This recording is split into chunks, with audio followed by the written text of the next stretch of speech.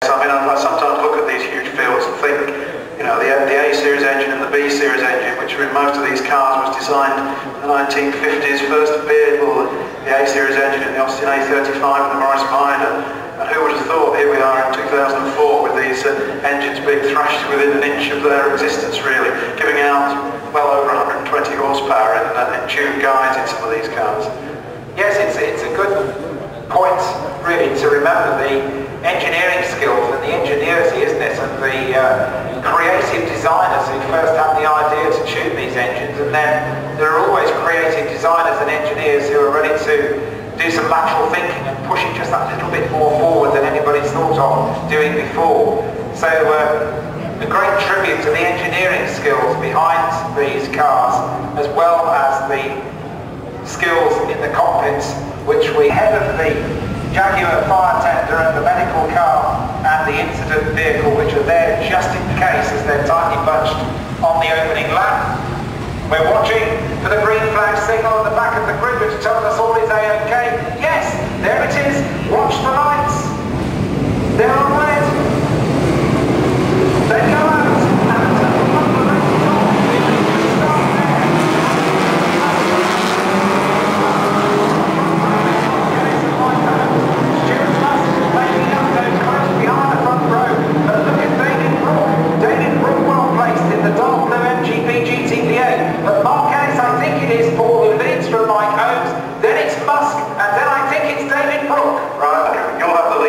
Through now, in fact, flags are in. Okay, well, the Silverstone fire tender, the S-Type R Jaguar, does have 400 brake horsepower from that V8 engine, so the Cooper MG, really not much hope of competing with the big Jaguar. Oh, frustration, frustration. Here come the leaders though, into the left-hand primary, through Brooklands and into Luffield, and it is Mark Ellis's MGA that leads, oh my goodness, and everybody else trying to be in second place. Looking for that Silverstone win. David Brook there in second place, then it's Alan Patel third, and then Stuart Musk and Mike Holmes battling it out in fourth and fifth place, and then it's number 17, who's that James Harris for the leader. That's number 99, and that is Mark Waters. Yeah, and Mark Ellis building up a bit of a lead here, and Alan Patel up to third, and that's interesting because he's really done well on that lap. He's got all the midgets behind him, but now often a bad moment there for Mike Holmes. Mike Holmes takes the gravel, and oh, I think he's got a problem, Andrew. And well, he would have had a long walk back, wouldn't he? But as you say, motor racing can break your heart, and Mike Holmes, having worked so hard to get onto the front row, has it all taken away from him on the opening lap. That is very, very sad indeed. The Total Butler Championship race goes on. This is the end of the second lap, and Mark Ellis, I think he is starting to pull away. But what a great scrap going on for second place, and a great scrap going on for fifth place. This is great. David Brook in second place, Alan Patel in third place, Nigel Petch in fourth place, but challenging the Alan Patel MG50 all the way along the next straight, and then a battle for fifth place. Raging between he's lapping faster than Petch and Ellis ahead of him at the moment.